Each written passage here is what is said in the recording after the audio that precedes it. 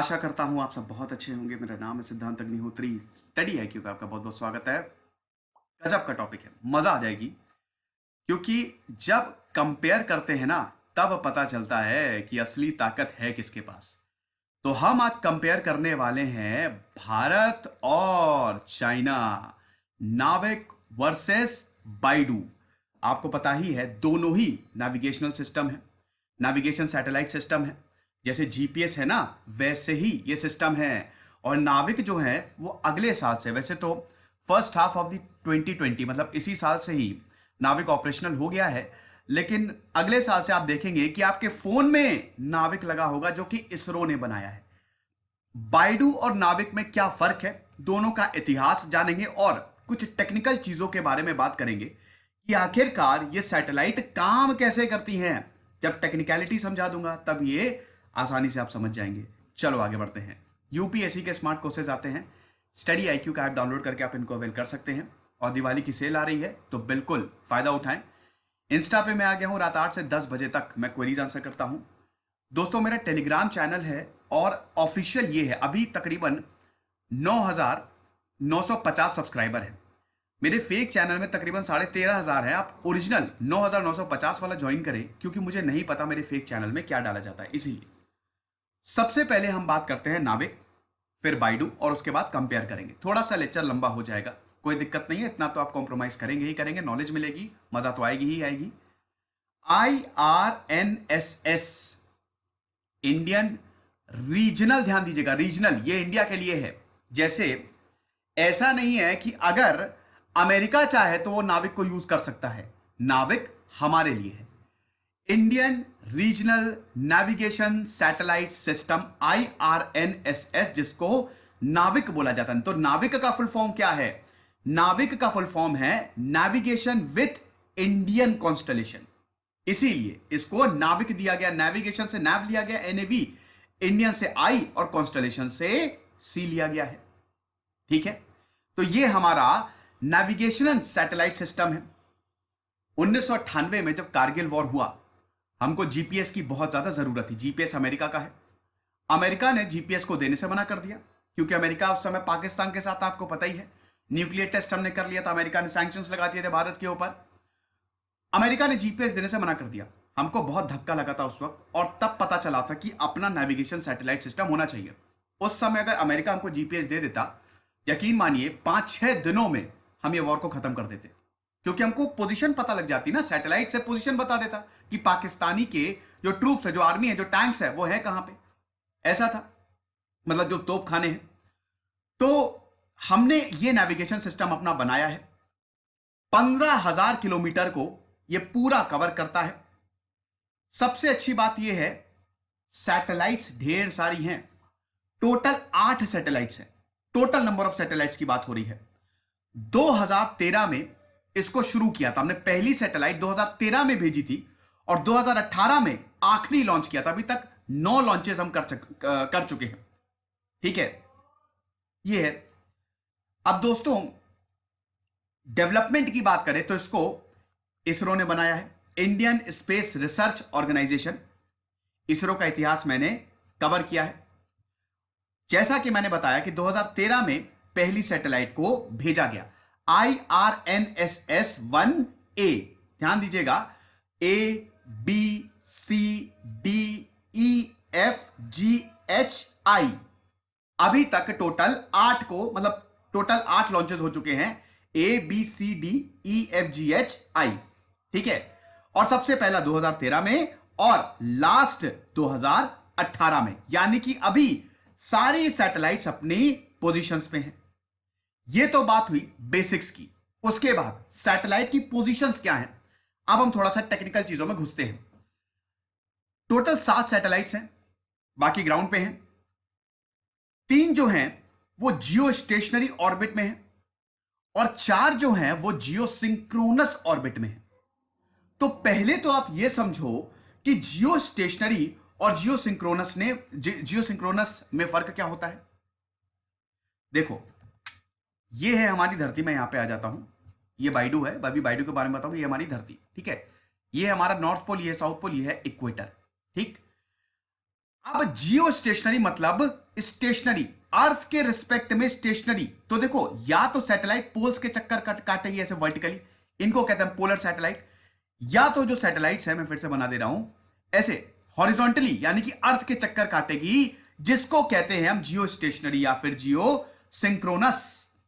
तो जियो स्टेशनरी मतलब अर्थ के हिसाब से बिल्कुल स्टेशनरी, मतलब जब आप सैटेलाइट को देखेंगे ना तो आपको लगेगा कि मूवी नहीं कर रही है। ठीक वैसे ही जैसे आपके सामने एक आदमी खड़ा है, अब जैसे जैसे आप घूम रहे हो, ये इंसान भी आपके साथ साथ घूम रहा है, तो आपके हिसाब से, आपके रिस्पेक्ट में ये इंसान स्टेशनरी है ना। लेकिन फर्क होता है यहां पे, जियो सिंक्रोनस और जियो स्टेशनरी में फर्क होता है। देखो, जियो स्टेशनरी ऑर्बिट की बात करें तो 35,746 kilometre above the earth surface, ये होता है हमारे जियो stationery orbit. 35,786 kilometre earth surface से इतना ऊपर जब हम किसी भी सैटेलाइट को भेजते हैं और ये अर्थ का ऑर्बिट करना शुरू करती है, उसको कहते हैं हम जियो स्टेशनरी सैटेलाइट या फिर जियो स्टेशनरी ऑर्बिट, क्योंकि जियो स्टेशनरी ऑर्बिट 35,786 किलोमीटर पे आता है। ठीक है, अर्थ के सेंटर से ये लगभग 42,164 किलोमीटर है। अब थोड़ा सा अगर हम इसको हाई अर्थ ऑर्बिट कैटेगरी में रख दें तो क्या होगा, तो ये हो जाएगा जियो सिंक्रोनस ऑर्बिट। मतलब जियो सिंक्रोनस ऑर्बिट वो स्पेशल पोजीशन होती है अर्थ की जब अर्थ का टाइम पीरियड सैटेलाइट का टाइम पीरियड बिल्कुल सेम हो जाता है। यानी कि जियो सिंक्रोनस ऑर्बिट का जो टाइम पीरियड होता है वो होता है लगभग 24 घंटे से थोड़ा कम होता है, 23 घंटा 56 मिनट और 4 सेकेंड। अब आप बोलेंगे सर समझ में नहीं आया, ऊपर से गया। चलो थोड़ा सा हम इसको और एक्सप्लेन करते हैं। ये है हमारी धरती, ये है हमारा इक्वेटर। ध्यान देना, ये आपका जियो स्टेशनरी ऑर्बिट होगा। ध्यान दीजिएगा, बिल्कुल इक्वेटर पे, जो ये इक्वेटर का प्लेन है और इसी प्लेन पे ही आपका जियो स्टेशनरी ऑर्बिट जो है वो आता है। ध्यान दीजिएगा, geostationary orbit lie on the same plane as that of equator, equator पे बिल्कुल एग्जैक्ट। अब इसी में हम जियो सिंक्रोनस ऑर्बिट बनाते हैं। जियो सिंक्रोनस ऑर्बिट जो है वो इस तरीके से आएगा, हो सकता है थोड़ा सा ये इंक्लाइंड है, आप देख सकते हैं ना। जियो स्टेशनरी ऑर्बिट की बात करें तो ये इस तरीके से है, सेम प्लेन, इक्वेटर के सेम प्लेन पे, और जियो सिंक्रोनस इस तरह से इंक्लाइंड है। यानी कि आपको धरती का हर तरीके से व्यू मिल रहा है। सैटेलाइट अगर जियो सिंक्रोनस और जियो स्टेशनरी दोनों पे ही है तो हर तरीके से आप देख सकते हैं। तो जियो स्टेशनरी ऑर्बिट की बात करें तो that lie on the same plane as that of equator, और जियो सिंक्रोनस ऑर्बिट की बात करें तो जिसका टाइम पीरियड अर्थ की रोटेशनल पीरियड के इक्वल होता है, मतलब 24 घंटे धरती का है और जियो सिंक्रोनस जो सैटेलाइट है उसका भी 24 घंटे 23 घंटा 56 मिनट। समझ गए? तो बेसिकली जियो स्टेशनरी जियो सिंक्रोनस लगभग सेम ही होते हैं, बस एंगल का फर्क होता है। जियो सिंक्रोनस थोड़ा सा इंक्लाइंड होता है। अब दोस्तों इसी को आप एक्सटेंड कर दो, हम ऑर्बिट्स की बात कर लेते हैं। ये सब जानना बहुत ज्यादा जरूरी है। देखो, जब भी हम सैटेलाइट को लॉन्च करते हैं ना तो हम तीन ऑर्बिट्स, तीन तरीके के ऑर्बिट होते हैं। एक होता है high earth orbit. High earth orbit की बात करें, जो आपका जियो स्टेशनरी है, जियो स्टेशनरी हाई अर्थ ऑर्बिट में आता है। जो नाविक है ना वो हाई अर्थ ऑर्बिट पे छोड़ी है, जो कि 35,780 किलोमीटर है। अब ये हाई अर्थ ऑर्बिट में क्या होगा भाई, देखो आप एक चीज समझो, आपका घर है, आपका घर में आप सैटेलाइट लॉन्च कर रहे हो, ठीक है। तो अब मान लो कि आपकी जो छत है वहां पे सैटेलाइट, तो वो आपके खाली कमरे को दिखाएगी। लेकिन अगर आप अपने घर से काफी ऊपर भेज देते हो तो वो पूरे कॉलोनी की जानकारी देगी। हाई अर्थ ऑर्बिट में वेदर और कम्युनिकेशन सैटेलाइट को डाली जाती है, ताकि वेदर फेनोमेना भाई तभी पता चल पाएगा ना जब सैटेलाइट को बहुत ऊपर भेजोगे। उसके बाद आता है आपका medium earth orbit. Medium earth orbit ये आपके नेविगेशन सैटेलाइट के लिए होती है, आपकी पोजीशन बताने के लिए होती है। मीडियम अर्थ ऑर्बिट की बात करें तो 2000 से 35,780 किलोमीटर तक आता है। और उसके बाद लास्ट आपका आता है लो अर्थ ऑर्बिट। लो अर्थ ऑर्बिट जो अर्थ के बिल्कुल कम में होता है, 180 से 2000 किलोमीटर तक, धरती के बिल्कुल पास। साइंटिफिक सैटेलाइट्स जो होते हैं वो लो अर्थ ऑर्बिट पे लॉन्च किए जाते हैं। तो तीन तरीके के ऑर्बिट्स जो हैं वो होते हैं, और दो तरीके की सैटेलाइट होती हैं। या तो जियो सिंक्रोनस होगी कि बिल्कुल धरती के एकदम जैसे धरती घूम रही है वैसे वो सैटेलाइट हॉरिजॉन्टली घूमेगी या फिर पोलर होगी, पोल्स पे चक्कर काटेगी। हम यहां पे जियो सिंक्रोनस या फिर जियो स्टेशनरी की बात कर रहे हैं। तो अब आप देखो कि नाविक जो है वो 3 जो है वो जियो स्टेशनरी अर्थ ऑर्बिट पे है और बाकी 4 जो है वो जियो सिंक्रोनस अर्थ ऑर्बिट पे है। अब इसमें फायदा हमको क्या मिलेगा? फायदा यह मिलेगा कि हम हर तरीके से धरती को मॉनिटर कर सकते हैं। तो अब सर्विस कौन कौन सी आएगी? 2 तरीके की सर्विस है, ठीक है। सबसे पहली सर्विस होगी आपकी स्टैंडर्ड पोजिशनिंग सर्विस, यानी कि आप फोन खरीदेंगे, अभी जीपीएस इंस्टॉल होता है आपके में, गूगल है, लोकेशन ऑन करनी पड़ती है, अब हमारा खुद का नाविक होगा, ठीक। तो इसमें होता क्या है, देखो जब भी लोकेशन जैसे स्विगी है, स्विगी एक ऐप है, आप उसको आप खाना ऑर्डर कर रहे हो, स्विगी का कोई भी ऐप ले लो, तो अगर लोकेशन एक्सेस करनी होगी, जैसे स्विगी हमेशा लोकेशन मांगता है आपकी, तो आप क्या करोगे? आप परमिशन दोगे। जैसे ही आपने परमिशन दिया आपका डेटा चला गया। अब प्रॉब्लम ये होती है भाई, कुछ भी हो, कितना भी गूगल सिक्योर हो, लेकिन जा तो बाहर ही रहा है ना। गूगल भारत में तो है नहीं, सर्वर तो बाहर ही है उसके, तो जा तो बाहर ही रहा है। नाविक में क्या होगा? ये इसरो ने बनाया है, हमारा डेटा हमारे ही पास रहेगा, सबसे बड़ी बात तो ये। तो 2 तरीके की सर्विस होगी। एक तो स्टैंडर्ड पोजिशनिंग सर्विस, आपकी पोजीशन बताने के लिए, जैसे जीपीएस करता है नेविगेट करने के लिए, जो कि आप यूज कर सकेंगे, हर कोई यूज कर सकेगा। और दूसरा आपकी रिस्ट्रिक्टेड सर्विस होगी। रिस्ट्रिक्टेड सर्विस ये मिलिट्री या सिक्योरिटी एजेंसीज के लिए होगी, यह हर कोई यूज नहीं कर सकेगा, ये सिर्फ और सिर्फ मिलिट्री यूज करेगी। कल को मान लो कि किसी, ऐसा ना हो लेकिन किसी देश से युद्ध हो गया, ये इतना इंपॉर्टेंट क्यों है मैं अभी बता रहा हूं, कि किसी देश से युद्ध हो गया, अब जैसे कारगिल में हुआ था, अमेरिका ने जीपीएस देने से मना कर दिया, तो मान लो किसी से युद्ध हो गया, अमेरिका ने फिर जीपीएस देने से मना कर दिया, हम क्या करेंगे? तो हमारा खुद का सिस्टम होना चाहिए जो मिलिट्री और सिक्योरिटी एजेंसीज यूज करेगी, ठीक है। टोटल 8 सैटेलाइट्स, मतलब अगर ऑर्बिट की बात करें तो 7, अमेरिका के जीपीएस में है 24 सैटेलाइट, 15,000 किलोमीटर का इनका पूरा का पूरा रेंज है। अब इसकी एप्लीकेशन क्या क्या है, क्या क्या करेगी? Marine navigation, terrestrial aerial navigation होगा, disaster management, vehicle tracking, integration, mobile phone में आपका इंटीग्रेट होगा, टाइमिंग बहुत है, एक्यूरेसी कमाल की है, ठीक है, मैपिंग और डेटा कैप्चर बहुत ही कमाल का होगा। ये IRNSS की पूरी बात हमने कर ली, नाविक की पूरी बात कर ली, समझ गए। अब हम बाइडू पे आ जाते हैं। बाइडू खतरनाक, क्यों खतरनाक? क्योंकि भैया चाइना बना रहा है। तो बाइडू की बात करें, बाइडू है चाइना का। चाइना ने अगस्त आते आते बाइडू 3 नेविगेशनल सैटेलाइट लॉन्च कर दी। BDS इसको बोला जा रहा है, बाइडू 3 नेविगेशनल सैटेलाइट सिस्टम।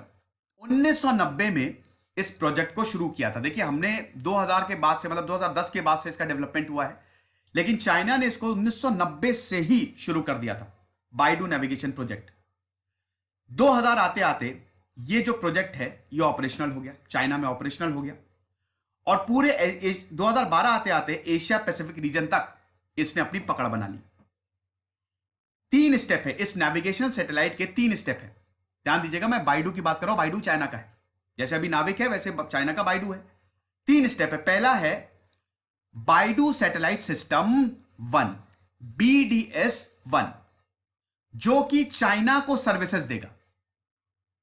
दूसरा है बाइडू सैटेलाइट सिस्टम 2, BDS-2, जो कि एशिया पैसिफिक रीजन को सर्विसेज देगा। और तीसरा है BDS-3, जो कि पूरी दुनिया को सर्विस देगा यार। तो पहला डिफरेंस तो यही हो गया, जहां भारत खाली भारतीयों के लिए, इंडियंस के लिए काम करेगा, रीजनल है ना, वहीं बाइडू की बात करें तो यह पूरी दुनिया के लिए काम करेगा। BDS-1 जो है वो चाइना को सर्विस देगा, BDS-2 जो है वो एशिया पैसिफिक रीजन को सर्विस देगा, और BDS-3 जो है ये पूरी दुनिया को सर्विस देगा। तो पहला डिफरेंस तो यही हुआ कि भारत जो है वो कम में, और चाइना जो है वो पूरी दुनिया में एक्सप्लोर करेगा।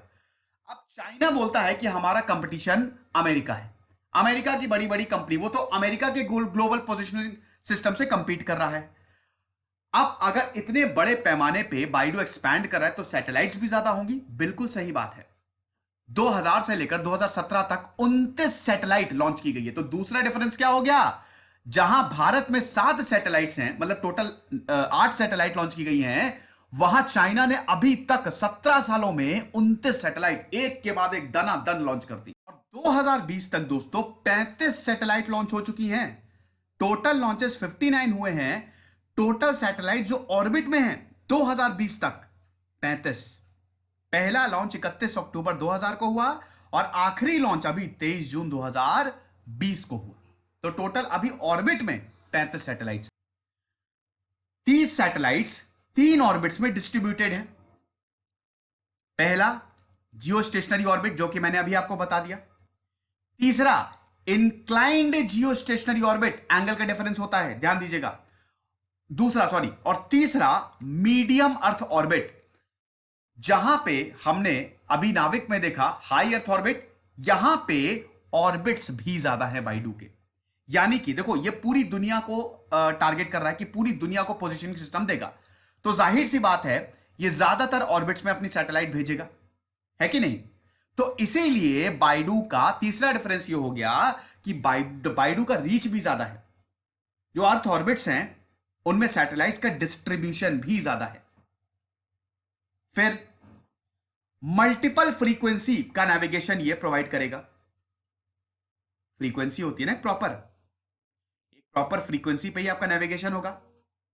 बाइडू में मल्टीपल फ्रीक्वेंसी आप यूज कर सकते हैं। अब मल्टीपल फ्रीक्वेंसी सिग्नल जब आप यूज करेंगे तो एक्यूरेसी ज्यादा बढ़ेगी। एक्यूरेट है, ये थोड़ा सा ज्यादा एक्यूरेट है। एक्यूरेट पोजीशनिंग से और नेविगेशन सिस्टम होगा, टाइमिंग भी ज्यादा बेटर होगा, ये चीज है। कौन कौन सी सर्विसेज बाइडू देगा? सर्विसेज एक ही होती है, जो भारत देगा वही बाइडू देगा। Defence, transportation, agriculture, fishing, disaster relief, etcetera etcetera. Global satellite navigation system अभी तक किसके पास है? अमेरिका के पास तो है ही, अमेरिका का जीपीएस है। रशिया का ग्लोनैस है। यूरोपियन यूनियन का गैलीलियो है और चौथा चाइना का है। यानी कि अभी तक पूरी दुनिया में अगर बात करें, नेविगेशन नेटवर्क की बात करें, 4 ही हैं, जिसमें अभी चाइना के बाइडू की एंट्री हो गई है। भारत का नाविक जो है वो भारत में ही काम करेगा। अभी उसकी ग्लोबल रीच नहीं है, अभी हम ग्लोबल नहीं हुए हैं, हमारा ग्लोबल नेविगेशन सैटेलाइट सिस्टम नहीं है। अब बाइडू सिस्टम में भी आपको लग रहा हो कि यार ये तो यार बढ़िया है, ज्यादा अच्छा है, सैटेलाइट ज्यादा हैं, ऑर्बिट ज्यादा हैं, सर्विसेज ज्यादा हैं, पूरी दुनिया में एक्सपैंड कर रहा है। बट दोस्तों ऐसा नहीं है, मैं अभी आपको बताता हूं। पहले आप इसके थोड़े इंप्लीकेशंस देखिए। देखिए मैंने अभी बताया कि अमेरिका की एक तरीके से इसमें मोनोपोली है ना। अमेरिका का जीपीएस सबसे ज्यादा यूज किया जाता है। चाइना सीधा अमेरिका को इस समय चैलेंज दे रहा है कि हमारा सिस्टम बहुत बढ़िया है। देखिए ये भी है ना कि चाइना के सिस्टम को यूज कौन करेगा? अल्टीमेटली आप यूज कैसे करेंगे? मोबाइल से यूज करेंगे, उसके बाद एटीएम हो गया, बहुत सारी चीजें होती है। तो उसमें अथॉरिटीज की भी तो परमिशन चाहिए ना कि हम ये सिस्टम इंस्टॉल करके देंगे, प्री इंस्टॉल्ड रहेगा ये। अब चाइना का जिस तरीके के इतिहास है यार, आप क्या चाइना के नेविगेशन सिस्टम को क्या आप एक्सेस देंगे? मैं तो कभी नहीं दूंगा। मुझे तो पता ही नहीं है कहां चला जाए डेटा, किस सर्वर में चला जाए। चाइना के सैटेलाइट सिस्टम को तो एक्सेस देना भी खतरनाक है। तो सबसे बड़ी बात यह है कि अभी जो अमेरिका की सेंट्रलिटी है, अमेरिका कहता है कि हमारा जीपीएस सिस्टम सबसे बेहतरीन, सही भी है, उनका सिस्टम वाकई बेहतरीन है। तो चाइना अमेरिका को चैलेंज कर रहा है। मिलिट्री इंप्लीकेशन इसके बहुत ज्यादा है। चाइना खुद का नेविगेशन सिस्टम बना रहा है। चाइना आपको पता है इधर साउथ चाइना सी में एक्सपैंड कर रहा है, इधर अफ्रीका में अपनी पकड़ बना रहा है। तो उसको पता है कि विदाउट नेविगेशन हम नहीं कर सकते ये। We need to have proper system. हम कब तक अमेरिका या रशिया पे डिपेंड रहेंगे? हमको अपना सिस्टम बनाना पड़ेगा, और उन्होंने बना लिया। इकोनॉमिक इंप्लीकेशंस तो है ही। एक्यूरेसी काफी जबरदस्त है बाइडू की, एक्सपीरियंस बहुत जबरदस्त है। बड़ी बड़ी कंपनीज बाइडू को लेना चाहेंगी, और डेफिनेटली चाइना तो आपको पता ही कि किस तरीके से कंपनीज को लुभाता है। ले लो, फ्री में ही ले लो, क्या पता ऐसा कर दे चाइना, सारी कंपनीज को बोल दे लो पैसा देने की जरूरत ही नहीं। सो बेसिकली अगर ग्लोबल मार्केट की बात करें तो इंफॉर्मेशन बेस्ड इकोनॉमी, चाइना इसको पूरी तरीके से एक्सेस कर रहा है। क्या हम इंफॉर्मेशन देंगे? और इकोनॉमिक बेनिफिट तो है ही है भाई। ये जितनी कंपनीज लेंगी, जो देश ये सिस्टम लेंगे, पैसा देंगे ना वो, तो गजब इकोनॉमिक बेनिफिट होगा बीडीएस को। अब इसी को अगर एक्सटेंड कर दें तो जो चाइना के ट्रू एलाइज है, जैसे पाकिस्तान ने बीडीएस बाइडू यूज करना ऑलरेडी शुरू कर दिया है, आपको पता है। और जो नेशन चाइना के साथ हैं वो तो इसको यूज करेंगे ही करेंगे, और भारत के ऊपर थोड़ा सा एज होगा। हालांकि भारत ने अपना सिस्टम बना लिया है, लेकिन थोड़ा सा एज होगा ये। तो अब हम लास्ट में देखिए, कंपेयर तो हमने कर ही लिया है ना, लेकिन बस लास्ट में आपको एक चीज बता देता हूं। देखिए डेफिनेटली बाइडू जो है फर्स्ट इंस्टेंस वो बड़ा है। बाइडू की 30 सैटेलाइट्स हैं अभी, 2020 तक पूरा 35 सैटेलाइट, एशिया पैसिफिक रीजन में 14 सैटेलाइट। लेकिन आप एक चीज समझो, जो बाइडू करेगा वही नाविक भी करेगा, सर्विसेज सेम है। ऐसा नहीं कि बाइडू भगवान को ले आ गया, स्वर्ग का दरवाजा खोल देगा। नाविक और बाइडू की सर्विसेज तो सेम ही है, ठीक है। फर्क यह है कि बाइडू बस पूरी दुनिया को अपनी सर्विसेज देगा, और वो भी जब पूरी दुनिया इसको एक्सेप्ट करे, और नाविक अभी भारत में एक्सपैंड कर रहा है। तो ये है। लेकिन एक चीज तो अच्छी बात है कि हम भले ही पूरी दुनिया को ना दे, लेकिन हम अपनी मिलिट्री को जरूर ताकत कर रहे हैं, अपने सिक्योरिटी सिस्टम को बहुत ताकत दे रहे हैं। हम आत्मनिर्भर कम से कम नेविगेशन सिस्टम में तो बन ही रहे हैं। तो वही बात हो गई ना कि जब आप बहुत ज्यादा पड़ोसियों पे ध्यान देते हो, पड़ोसियों के कुत्तों पे ध्यान देते हो, तो आपका इतना भला नहीं होता है। अगर आप अपने आप पे ही ध्यान दो तो बहुत भला हो जाएगा। फिलहाल ये बताना चाहूंगा कि बाइडू बड़ा है, लेकिन डेफिनेटली एफिशिएंसी के मामले में दोनों ही सिस्टम बहुत बढ़िया है। ज्यादा कहते हैं ना कि जब आप ज्यादा सैटेलाइट्स यूज करेंगे तो उसके कॉम्प्लिकेशंस भी ज्यादा होंगे, पैसे भी ज्यादा होंगे, पैसे भी ज्यादा लगेंगे, इन्वेस्टमेंट भी ज्यादा लगेगा। भारत ने अभी 1500 किलोमीटर तक ही इसको एक्सपैंड किया है, मतलब 1500 किलोमीटर तक इसकी रीच है, 6000 किलोमीटर तक ही जाएगा भी। लेकिन 1500 किलोमीटर में बहुत ही इफेक्टिव तरीके से, मतलब एक तरीके से पूरे भारत को, हमारे रीजन को ये प्रोटेक्ट करेगा और नेविगेशन देगा। ये लेक्चर था दोस्तों। आई होप एक एक चीज मैंने आपको अच्छे से समझा दी। खुश रहिए, पढ़ते रहिए। जैसे सिद्धांत अग्निहोत्री साइनिंग ऑफ।